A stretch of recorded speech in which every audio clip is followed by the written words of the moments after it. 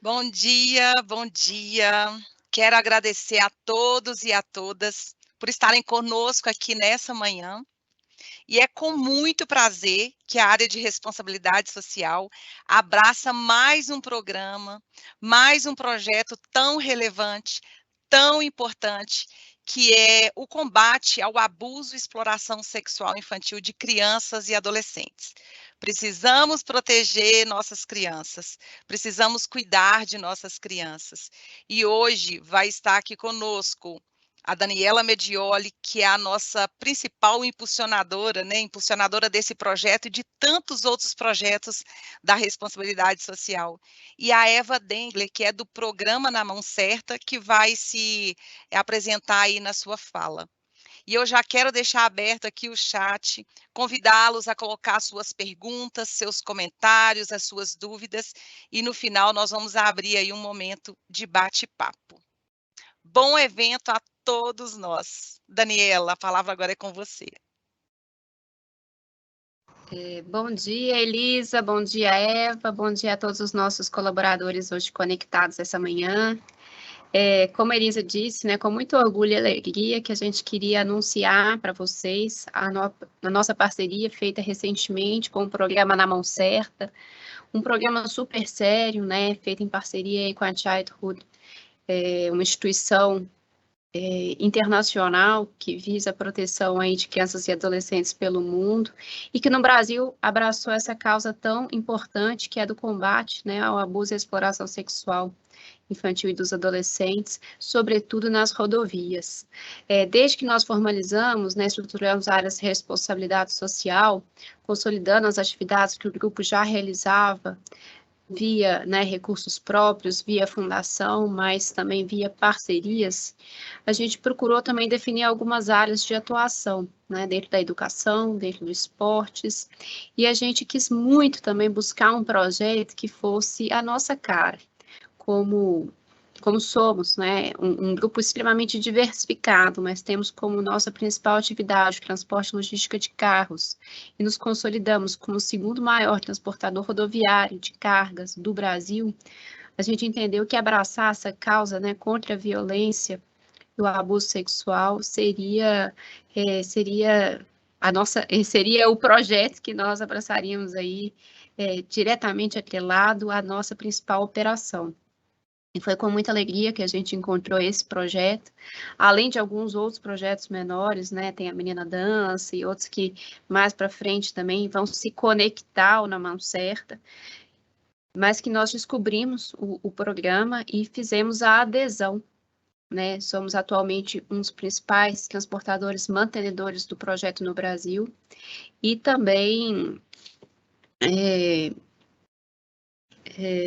somos né, um dos principais transportadores mantenedores do Projeto Brasil e hoje, né, uma das principais empresas aí engajada nesse movimento. Eu queria também, gente, reforçar esse trabalho, ele vai ter um engajamento muito grande, né, dos nossos colaboradores, principalmente dos colaboradores operacionais, porque não tem como a gente falar sobre esse tema sem trabalhar a figura dos motoristas. E não mais entender o motorista como um ofensor dessa pauta, mas, sobretudo, como um agente de transformação para a gente fazer esse movimento, né, e esse combate nas estradas. Hoje nós temos mais de 3.000 motoristas ligados ao Grupo SADA, que fazem transporte de norte a sul do país, em algumas estradas também no Mercosul, que rodam diariamente, né, centenas de milhares aí de veículos, de cargas para os nossos clientes e passam aí nos principais portos, nas principais estradas, todos os dias. Então, os motoristas, eles que estão na ponta, né, são os nossos principais agentes de transformação. E via programa, a gente quer fazer um trabalho de educação continuada para conseguir, de fato, né, mudar uma cultura, mudar um problema tão grave na nossa sociedade, um problema que muitas vezes é invisível, é um problema que as pessoas não enxergam, porque ele é pouco falado, ele é pouco denunciado, né? No próprio programa Na Mão Certa, a Eva deve passar algumas estatísticas, né? Mas estima-se que somente 10% dos casos de abuso e violência eles são denunciados entre jovens e adolescentes. Então, de crianças e adolescentes, né? Me desculpa. Então, cadê esses 90, né? Esse aí é um dos motes na mão certa, cadê esses 90, né? Dar luz e trazer os motoristas, né, para o nosso lado para fazer esse processo de mudança. A gente vai envolver não só os colaboradores da SADA, mas também faremos um envolvimento com os nossos agregados, né, pois são eles, né, os principais responsáveis aí por conduzir essa cadeia logística de norte a sul. Então, é com muito orgulho, pessoal, que eu convido vocês a conhecer melhor a iniciativa que o grupo está abraçando e que seja aí o projeto na mão certa também, o principal aí projeto ligado à nossa principal atividade, que é a operação de transporte e logística. Eu vou passar a palavra aí para a Eva, que ela vai contar um pouco a história de como o programa surgiu e de qual as linhas de atuação que o programa e agora nós estaremos envolvidos. Então, obrigada aí, pessoal. Aproveitem a live, tirem as dúvidas, né? Como a Elisa disse, a gente vai ter um espaço aqui para chat. E eu deixo a palavra agora com a Eva.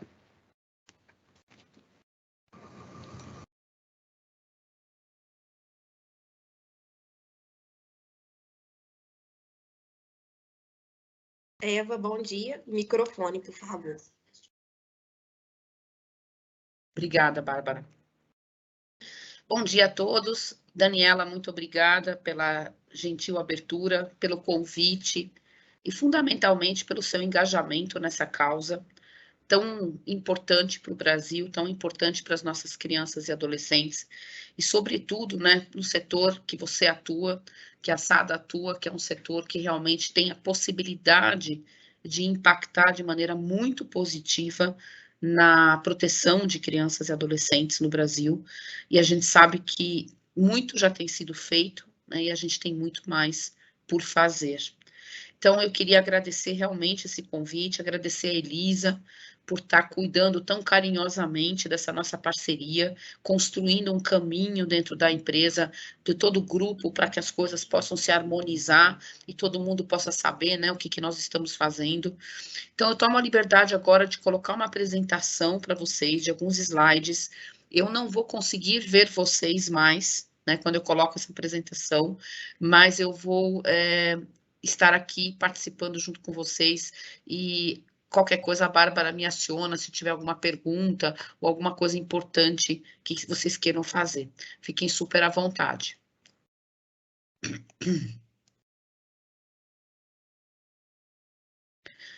Eu quero começar falando, pessoal, da Childhood Brasil, né? A Childhood Brasil é uma organização da sociedade civil que está conectada a uma instituição internacional chamada World Childhood Foundation, que foi fundada pela Sua Majestade Rainha Silvia da Suécia no ano de 1999.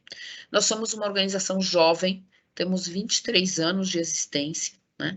Somos uma organização muito focada, extremamente focada, num problema muito específico, que é a violência sexual contra crianças e adolescentes.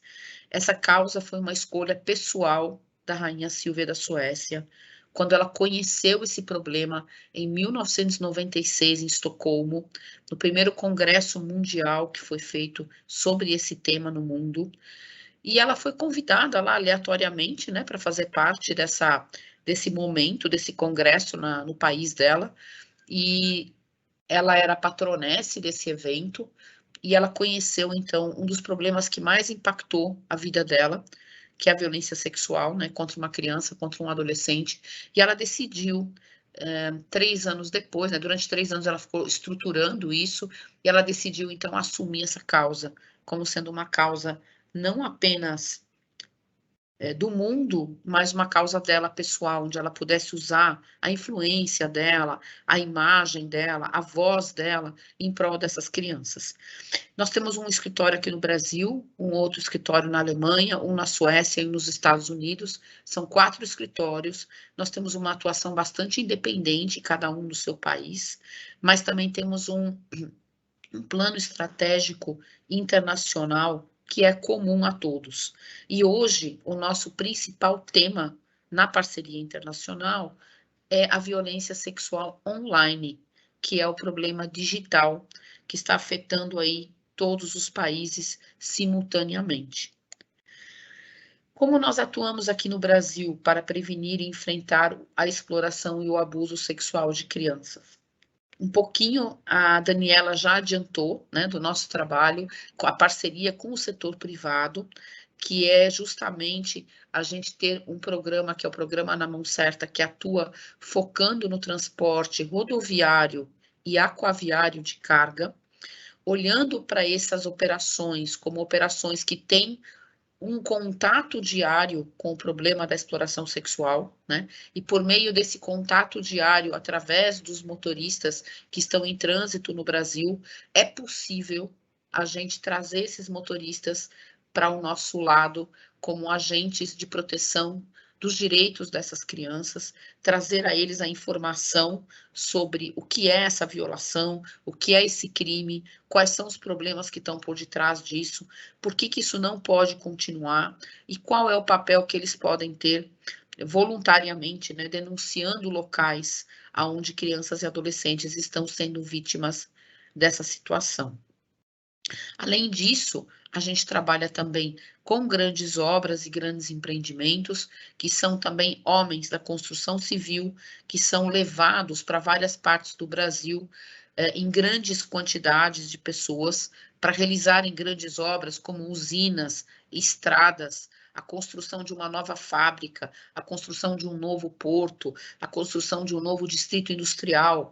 Então, nessas regiões onde há muita obra e muita concentração de homens, que são migrantes, né, naquela localidade, a gente também, com as empresas que estão nessas obras, a gente faz um trabalho de educação continuada com estes trabalhadores, para que eles compreendam que a chegada deles naquele local, mesmo que temporária, não deve impactar negativamente a vida das crianças e dos adolescentes, e que eles têm, sim, a possibilidade também de proteger essas crianças, né? E o que eles devem fazer.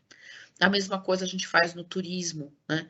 Em ambientes de turismo de negócio, principalmente ambiente corporativo, pessoas que viajam a trabalho, eventos, convenções, pessoas que estão em trânsito em vários lugares do Brasil, homens principalmente, que podem também estar alertas a essa questão, né? Então, a gente faz um movimento muito grande com o setor privado, olhando para as empresas e olhando para a SADA hoje, né, como uma empresa tão importante do setor, como já foi falado aqui, como uma liderança na prevenção desse problema e na mitigação dos riscos que estão relacionados com o próprio trabalho que vocês fazem no dia a dia de vocês e que podem impactar a vida de uma criança. Então, a gente tem visto aí um processo muito, muito, muito motivante, vendo, né, uma empresa como a SADA se juntando a nós, com todo esse potencial, com toda essa vontade mesmo de fazer a diferença. E a gente acredita que isso vai nos levar muito longe. Fora isso, né, a gente trabalha com o setor público também. A Childhood é uma organização que tem como DNA seu, como cultura organizacional, um trabalho muito forte de influenciar políticas públicas. A gente é autor de várias leis no Brasil que justamente protegem também a escuta de crianças e adolescentes que foram vítimas de violência, né? Como essa criança hoje deve ser ouvida quando ela chega no sistema de proteção, ou seja, chega na delegacia, chega no sistema de saúde, seja na assistência social, ou quando o conselho tutelar aborda essa criança para avaliar o que está acontecendo. Também temos uma nova lei hoje para, dentro do sistema de justiça, no momento em que essa causa está sendo julgada, o adulto e a criança estão sendo levados, né, a um processo de julgamento, quem abusou, quem explorou com a criança que foi vítima, existe todo um trabalho também já feito há muitos anos de criar o que a gente chama de um depoimento especial para a criança, evitando que ela tenha que se expor publicamente dentro de uma sala de audiência, na frente do seu agressor, e ela tenha que testemunhar ali o que aconteceu com ela. Isso hoje não é mais permitido. Já era assim no passado, né? Mas a gente conseguiu superar esse momento. Hoje a criança, ela é ouvida por um técnico forense devidamente treinado, com um protocolo de entrevista forense, numa sala protegida, só esse técnico e a criança, com um sistema de gravação, tudo é gravado, e é entregue para o juiz como prova. Então, nesse caso, a criança não é exposta a nenhuma situação de estresse, a nenhuma situação de medo, de pânico, coisas que ela já vive por ter sido vítima de violência, né? E a gente tem tido muito mais resultados no nosso trabalho de condenação dos agressores, porque hoje o juiz tem uma prova concreta na mão e que ele consegue dar andamento com esse testemunho no processo e já consegue responsabilizar esse agressor por aquilo que foi feito. E a sociedade civil, que é a nossa grande aliada, né? Somos todos nós aqui, independente de onde trabalhamos, independente de onde moramos, do que fazemos, nós somos potenciais protetores de crianças, né? Não só dos nossos filhos, mas de qualquer criança da sociedade.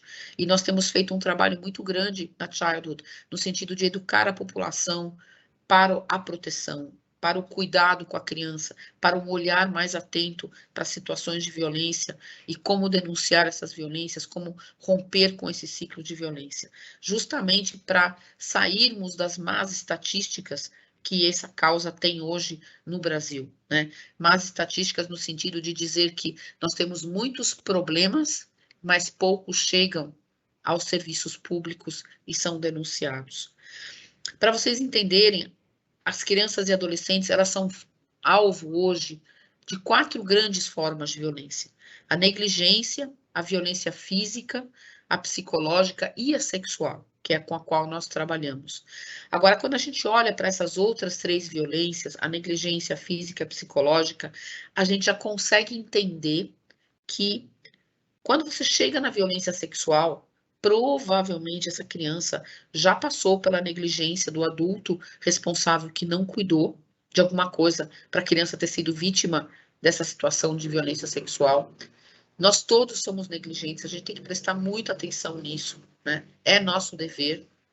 Ela já pode estar sendo vítima há muito tempo de violência física ou violência doméstica. Ela certamente é vítima de violência psicológica, porque para estar envolvida numa situação de abuso sexual, a criança ela é manipulada psicologicamente, ou ela é ameaçada, ou ela é seduzida. Enfim, alguém já conseguiu envolvê-la psicologicamente de tal jeito a ela estar se submetendo a essa situação, pelos mais diversos argumentos, né? Argumento porque você é minha filha preferida, argumento porque você é a criança mais linda desse mundo e eu te amo, esse é o nosso segredo, né? Então, quando isso é falado por alguém que a criança confia muito, que é da sua família, alguém muito próximo, a criança nem desconfia que ela está sendo vítima de violência. Quando a gente olha para a violência sexual, pessoal, a gente vai encontrar 2 formas de como ela se manifesta, né? E a primeira delas, a primeira manifestação é o abuso sexual, que justamente é o uso de uma criança ou um adolescente para satisfação sexual de uma pessoa mais velha. E eu falo aqui mais velha, gente, porque vocês acabaram de ver, não sei quem acompanhou recentemente na mídia, você tem muitas vezes um adolescente abusando sexualmente de uma criança. Nós não estamos falando de um adulto, estamos falando de um adolescente. Isso acontece muitas vezes. Por outro lado, o abuso, ele sempre, como eu falei, vai envolver algum tipo de ameaça, algum tipo de sedução ou de manipulação psicológica dessa criança. Geralmente é cometido por alguém que a criança conhece, né?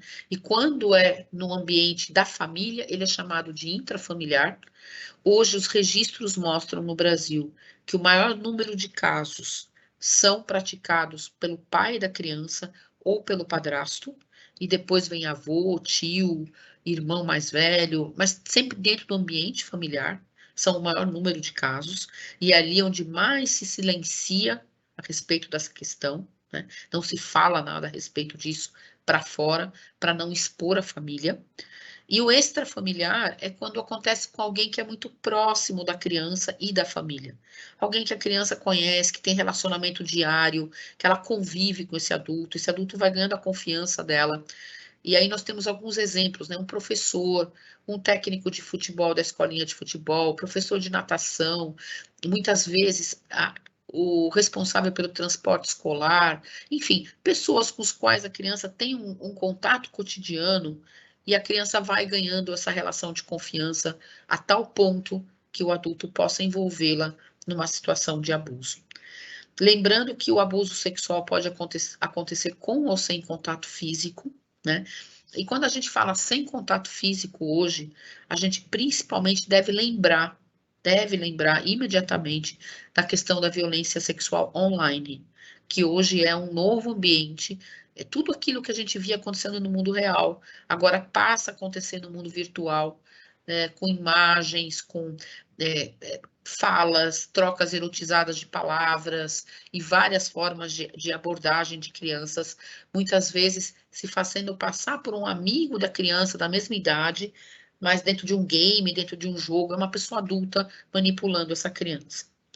E aí eu quero só reforçar com vocês um ponto muito importante, que é lembrar que o abuso sexual não é pedofilia, tá? A pedofilia é uma parafilia, é uma doença, e nem todo adulto que é abusador é um pedófilo, ou seja, ele tem esta doença, né? Essa doença, ela é diria que para vocês hoje é uma exceção, tá? De 1 a 2% dos casos de abuso sexual são praticados por pedófilos realmente, que são pessoas doentes. Agora, a exploração sexual, ao contrário do abuso, acontece longe da casa da criança, não é num ambiente conhecido, e ocorre quando a criança é oferecida para um adulto para manter uma relação sexual. Basicamente é isso, né? Essa relação sexual, ela pode ser uma relação sexual de penetração ou de várias outras formas, né? Anal, oral, enfim, e existe uma troca mercantil em torno disso. Seja um pagamento em dinheiro, seja um pagamento com comida, seja um pagamento com uma carona, com um presente, com o que for, mas existe uma relação de troca, né? Existe alguém comprando um serviço sexual e alguém, vamos dizer assim, vendendo esse serviço. E essa oferta dessa criança, muitas vezes é feita por agenciadores, né, por facilitadores. Esses facilitadores podem ser alguém da própria família da criança, ou pode ser um cafetão de uma rede de prostituição, ou pode ser um traficante que também oferece a criança. Então, existem várias formas da exploração sexual acontecer. E isso está cada vez mais claro para nós, né, estudando o problema da exploração sexual no mundo, o quanto a exploração sexual está ligada a outros crimes, principalmente o tráfico de drogas, né, o tráfico de armas e outros crimes que, de alguma maneira, né, as lideranças criminosas acabam utilizando todo esse processo e as crianças e adolescentes como uma forma de álibi, como uma forma de distração, como uma forma de chegar mais fácil nos adultos para oferecer do que tem para vender. Então, é muito comum, né, o aliciamento de crianças e adolescentes. E também lembrando, gente, que exploração sexual não é prostituição, tá? Prostituição no Brasil é uma profissão legal quando exercida por alguém maior de 18 anos. Quando nós estamos falando de exploração sexual, nós estamos falando de pessoas de 0 a 18 anos que não estão ainda na fase adulta, que estão sendo exploradas por alguém, manipuladas por alguém, e alguém está ganhando em cima delas, né? Então, além de expor elas a um momento violentíssimo, né? É uma violência mesmo, ela ainda por cima está ganhando alguma coisa com essa criança. Quando a gente fala aqui dos dados, e a Daniela já adiantou isso um pouco na fala dela, gente, a gente tem aqui números que são, talvez, o topo do nosso iceberg, né? A gente sabe que só 10% dos casos de abuso sexual, de violência sexual geral, mas de abuso sexual, são denunciados no Brasil. Apenas 10%.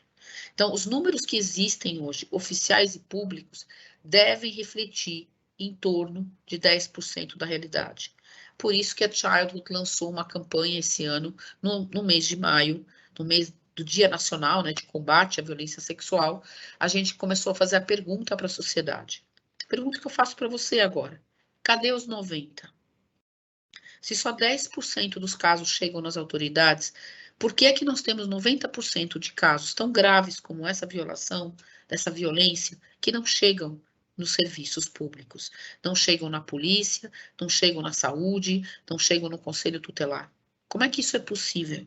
Né? Que sociedade somos nós que estamos alimentando, esconder algo tão grave como essa violência? Né? A gente simplesmente como é que eu diria? A gente simplesmente negligencia a coisa mais importante, que é a proteção da própria criança. Pensar nela enquanto ser humano, que enquanto ela é criança, enquanto ela está ali em desenvolvimento, parece que tudo aquilo ficar escondido não tem problema nenhum, vai passar. Né? Como eu já escutei muita gente falando, a criança me dizendo, mas ele falou para mim que ia passar, que não ia acontecer mais. Então, assim, não passa, gente. Essa marca fica, né? Essa marca fica e pode levar a situações muito mais graves ao longo do desenvolvimento dessa pessoa. Então, a gente realmente precisa romper com esse ciclo de violência. Só para dar uma ideia para vocês, a cada hora, 4 crianças e adolescentes são vítimas de violência sexual no Brasil. 4 por hora. Nesse tempo que a gente vai estar aqui conversando, 4 crianças vão estar sendo registradas no Disque 100 no Brasil como vítimas de violência sexual.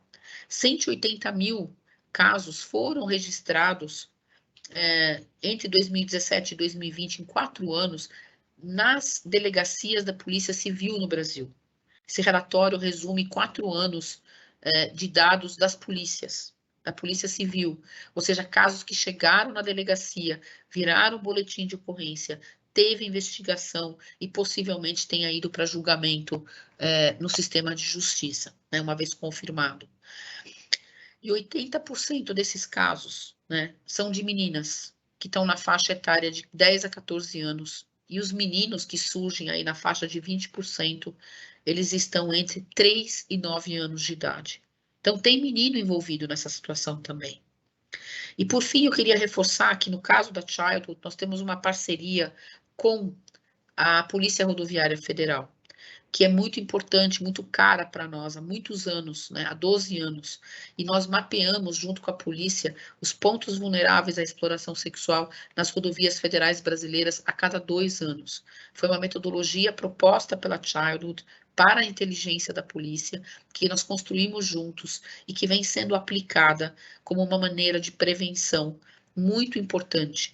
Então, essa lista de pontos vulneráveis, a SADA passa a ter acesso para poder trabalhar com seus motoristas, trabalhar avisando, olha, você vai viajar por essa rodovia, por essa BR brasileira, 101, 116, 163, 364, não importa.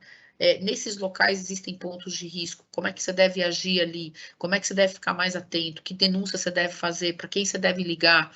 Então, todo esse trabalho a gente vai conseguir fazer juntos para poder ajudar a Polícia Rodoviária Federal a resgatar as crianças que estão em situação de risco. 5.000 crianças já foram resgatadas nesses 12 anos, por meio de ações que a própria polícia fez e de denúncias que chegaram através de pessoas que estão usando a rodovia e chamando 191 e avisando a Polícia Rodoviária Federal aonde tem crianças em situação de risco. A gente pode falar muito aqui sobre tudo que leva à exploração sexual e ao abuso sexual. São vários fatores. E aí, justamente por isso que a gente coloca sempre para as pessoas, gente, enfrentar esse problema é muito complexo, porque é multicausal, são muitas coisas que influenciam a uma criança estar nessa situação. Mas a gente não pode deixar de olhar para as questões de pobreza, né? Para as questões de machismo, de homofobia, violência contra a mulher, racismo, enfim, todas essas questões sociais que nós temos discutido enquanto sociedade, que vieram à tona nesses últimos anos, que a gente tem falado sobre essas relações, elas são muito importantes para reduzir a possibilidade de crianças serem vítimas de violência sexual. Outra coisa é a qualidade da relação das crianças com suas famílias.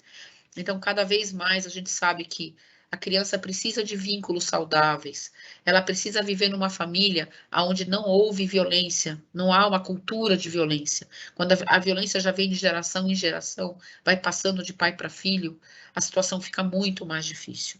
E, principalmente, a gente precisa empoderar, né, preparar os nossos crianças e adolescentes para a autoproteção.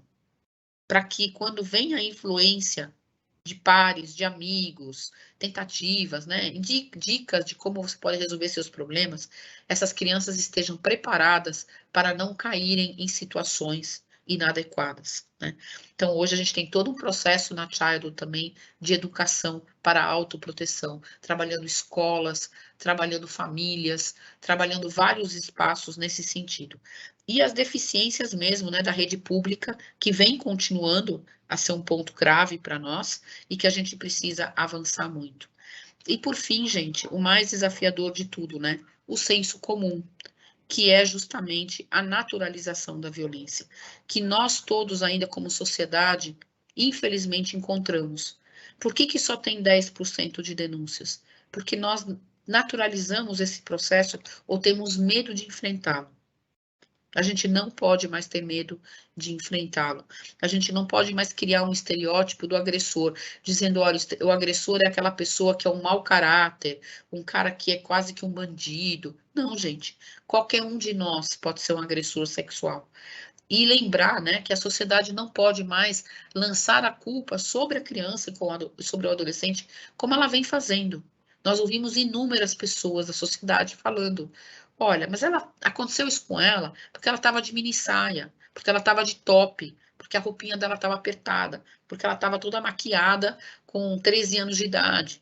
Então, assim, parece que todas essas questões que podem não ser muito adequadas para uma criança, tudo bem, a gente pode até conversar sobre isso, mas isso não torna a criança culpada de ter sido vítima de uma violência sexual, né? Então, a gente não pode, como sociedade, aceitar mais que o senso comum continue levando esse tipo de mensagem.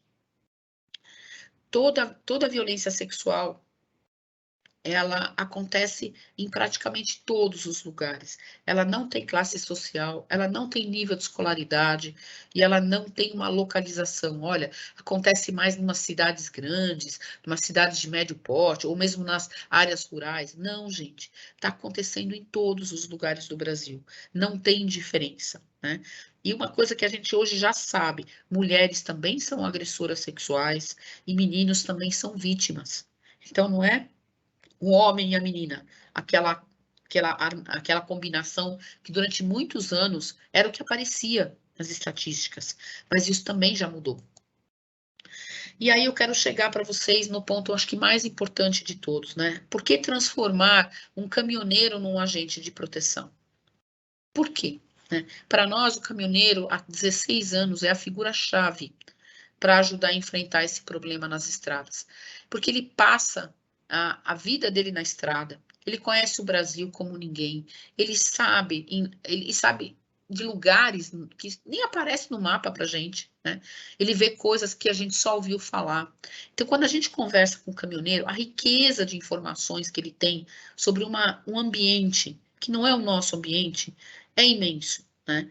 Então, quando a gente começa a conversar com ele sobre essa questão e convida ele a ser o nosso aliado, ele passa a ter um engajamento nesse processo, gente, que é simplesmente extraordinário, né? Ele começa a compreender o que ele pode fazer, como ele pode agir, sem se envolver diretamente, mas usando os canais de denúncia apropriados e ser um grande parceiro. Isso tem dado tão certo, pessoal, que... Opa, espera um minutinho que eu apertei demais aqui, foi muito rápido. Aqui. Isso tem dado tão certo que a gente viu na nossa pesquisa do caminhoneiro muitos resultados maravilhosos no ano passado. A gente pesquisa essa questão cada 5 anos, a gente vai para as estradas do Brasil, uma universidade nos representa, a gente vai com técnicos, psicólogos que viajam pelo Brasil, entendendo como é que está a vida do caminhoneiro brasileiro, né? E uma das coisas mais incríveis, gente, foi ver a redução de envolvimento dele com a exploração sexual ao longo desses últimos 16 anos. Então, assim, é uma coisa incrível como ele está realmente engajado nesse movimento com a gente.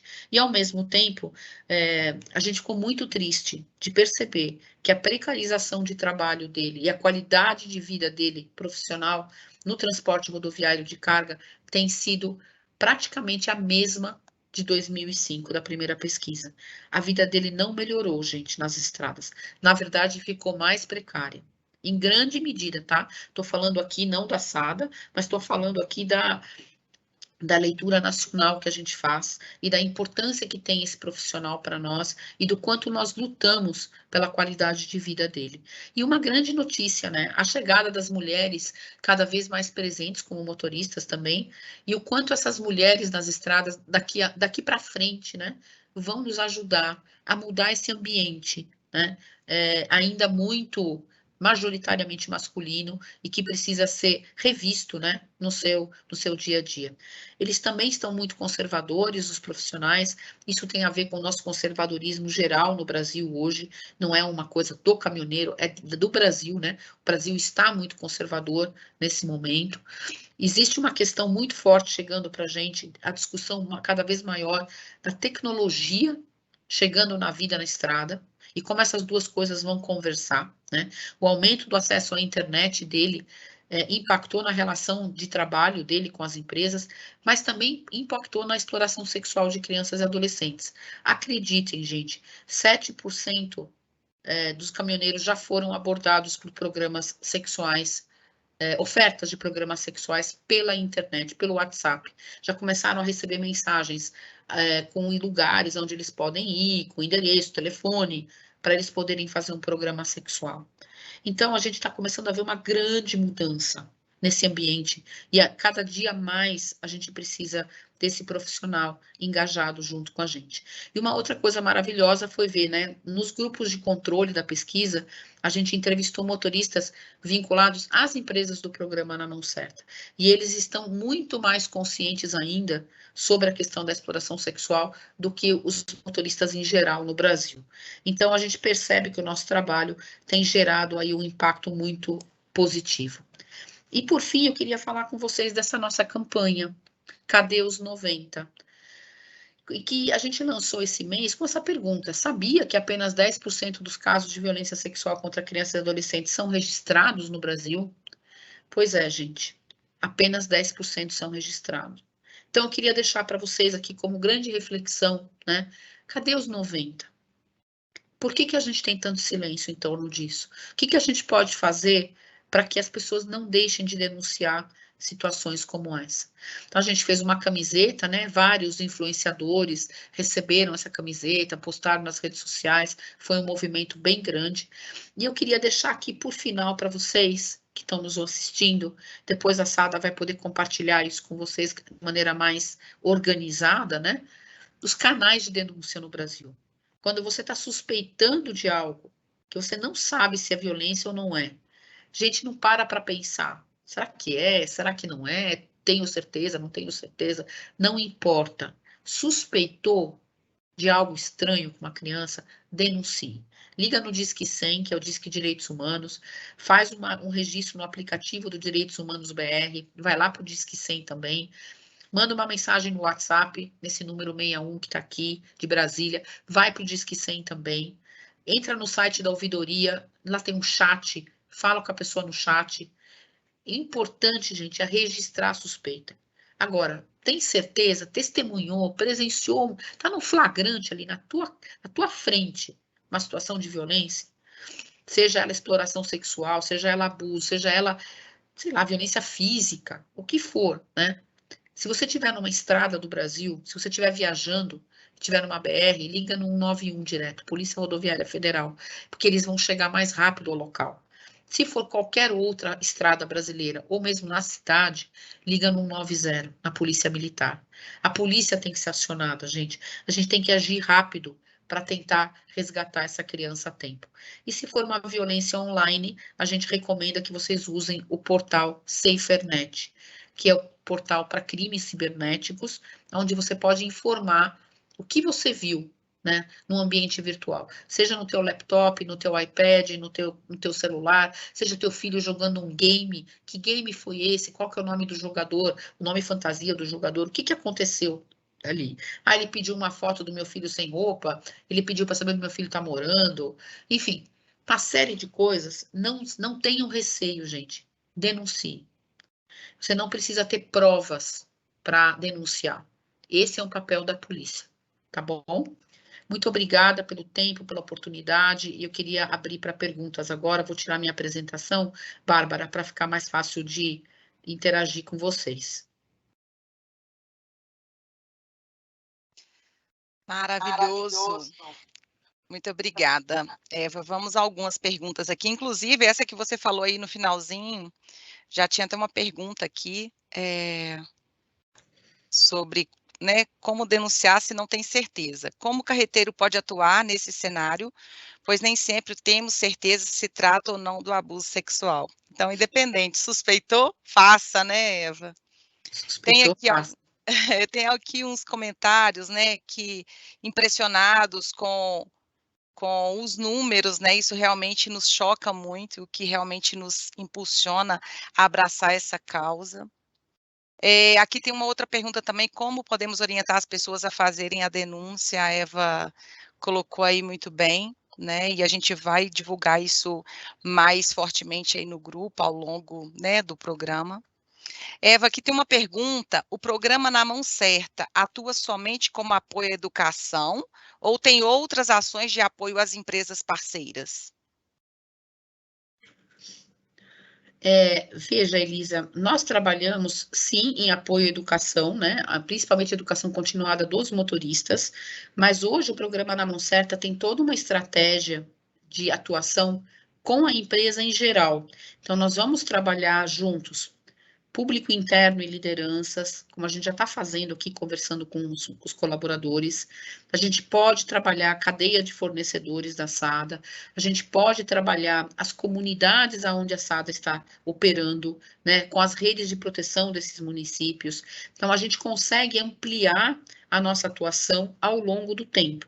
É claro que isso tem que ter um planejamento da empresa, tem que ter uma parceria, né, para a gente ir organizando esse processo de trabalho, mas a gente consegue ampliar muito a nossa atuação junto com vocês.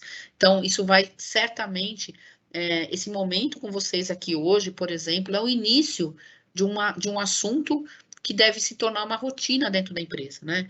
Deve estar na integração da empresa, deve estar em vários outros espaços de evento que a empresa faz, pode estar na comunicação interna da empresa constantemente. Então, aí a gente vai agora pensar juntos como é que a gente vai avançar nesse processo. Perfeito. Tem um comentário aqui, né, que essa causa é muito importante para o nosso país. Parabéns ao Grupo SADA por mais essa iniciativa. Tem uma outra perguntinha aqui também, quais serão as ações do Grupo SADA nesse programa? Essa eu vou responder, né, a gente já colocou lá no nosso site a questão da parceria, a logo do programa Na Mão Certa. Quando a gente firma esse pacto aí com o programa, tem vários compromissos que nós precisamos cumprir, várias metas. Nós começamos com o treinamento do grupo focal. O grupo focal, ele foi, nós escolhemos pessoas que fossem engajadas diretamente com esse público-alvo nosso, que são os motoristas. Então, assim, a comunicação corporativa era imprescindível, recursos humanos, qualidade e responsabilidade social. Então, pessoas representando essas áreas são grupo focal. E vamos ter agora, né, o workshop in company dos multiplicadores. Temos mais de 20 colaboradores. Eles foram indicados por esse grupo focal, que também são pessoas que vão ter uma atuação bastante aí direta com esses atores principais.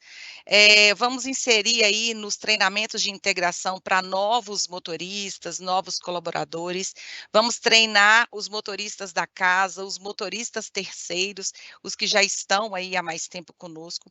Vamos inserir no manual do carreteiro aí, né, informações sobre o programa. Vamos envolver os donos de frotas aí em alguns bate-papos e conversas, chamar para o engajamento nas ações.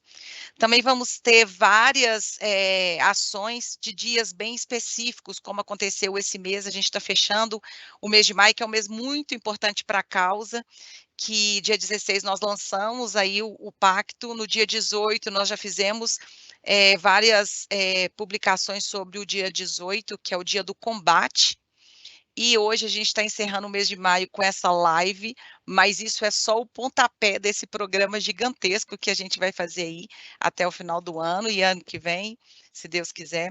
Então, vamos ter aí ações no dia do ECA, dia do motorista, dia das crianças, dia do Conselho Tutelar, no Dia Internacional dos Direitos Humanos e por aí vai. Então, vamos ter várias ações e nós dependemos de vocês, colaboradores, para nos ajudar nesse engajamento.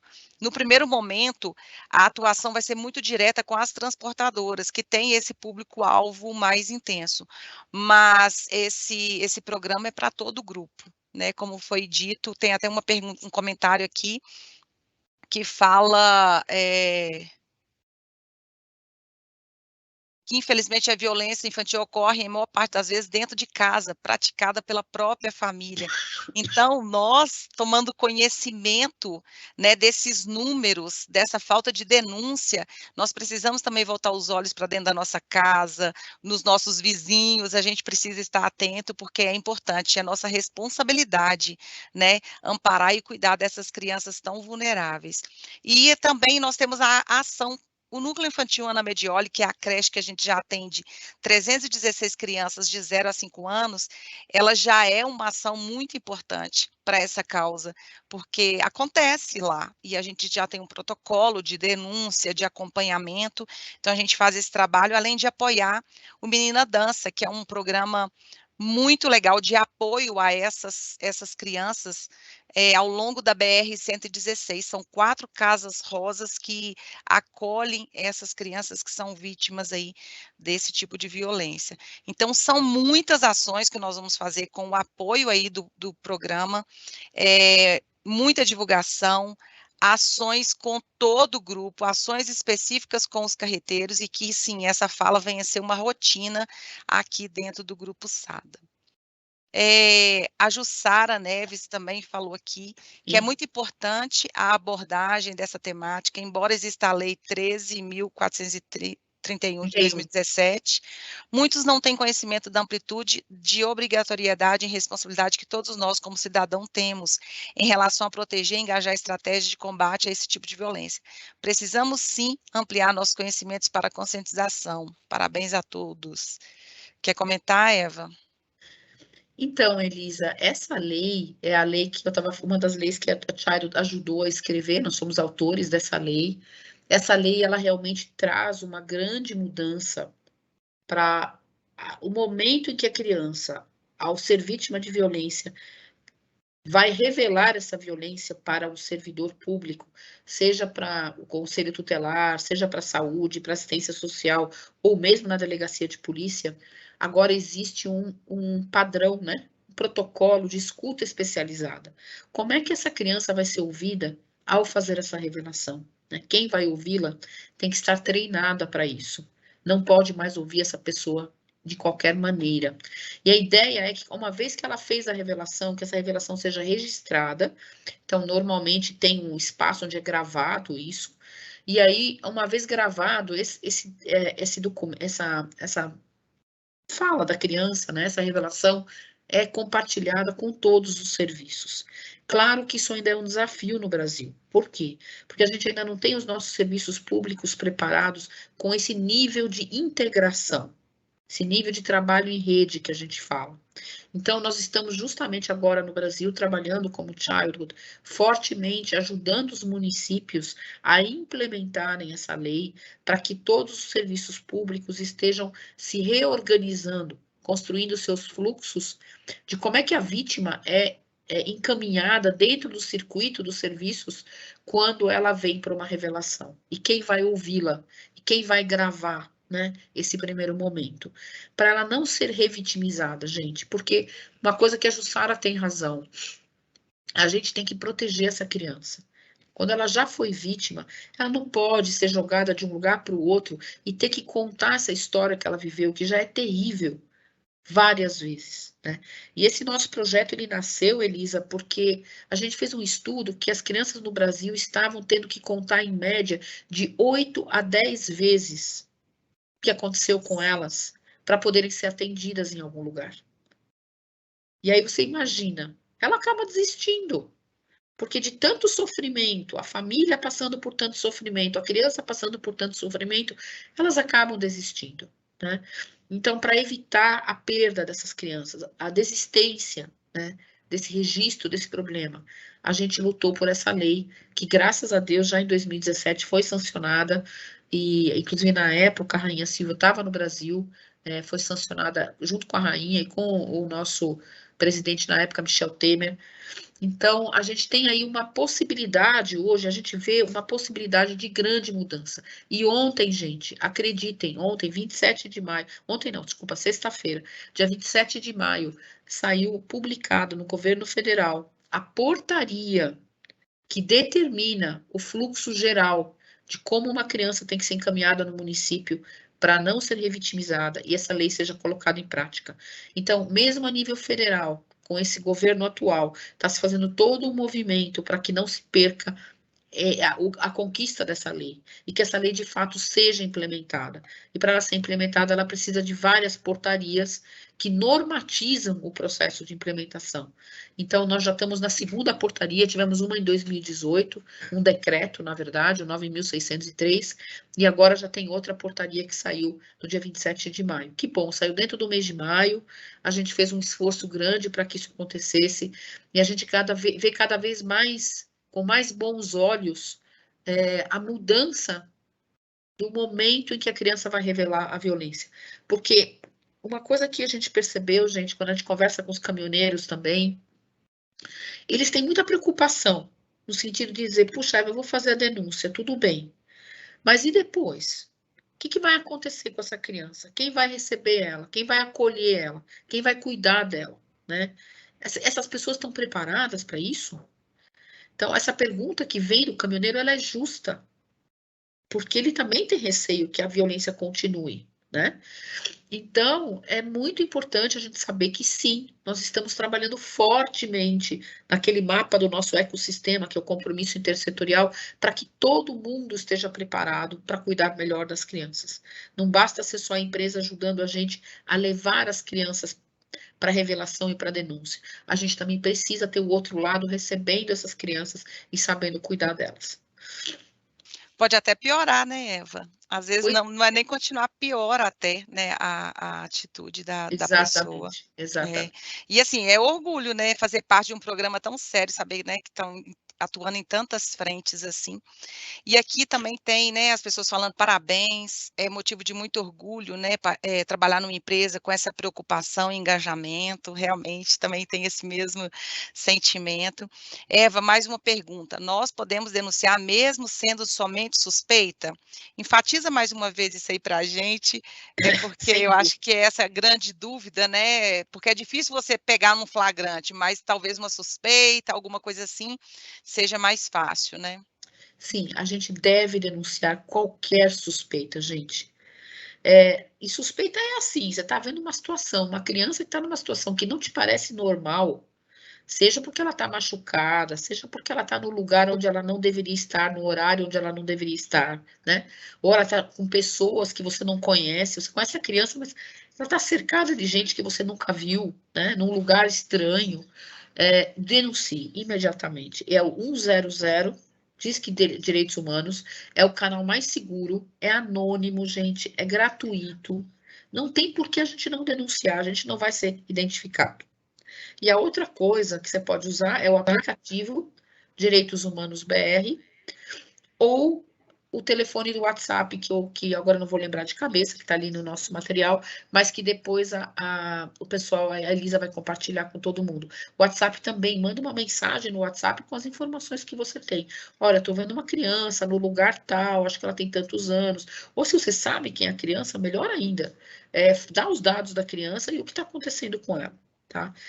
Não se preocupe com a denúncia. Alguém vai investigar isso e vai verificar se faz sentido ou não a gente ter que intervir naquele caso. Perfeito. Então, assim, a gente já está chegando ao final. Quero agradecer a todos vocês que ficaram com a gente aí até o final, agradecer a participação, o engajamento, o interesse no assunto, na causa, e eu sei que nós vamos poder contar com cada um de vocês. Eva, muito obrigada por sua participação, por esse momento que você passou aqui conosco, tanto esclarecimento.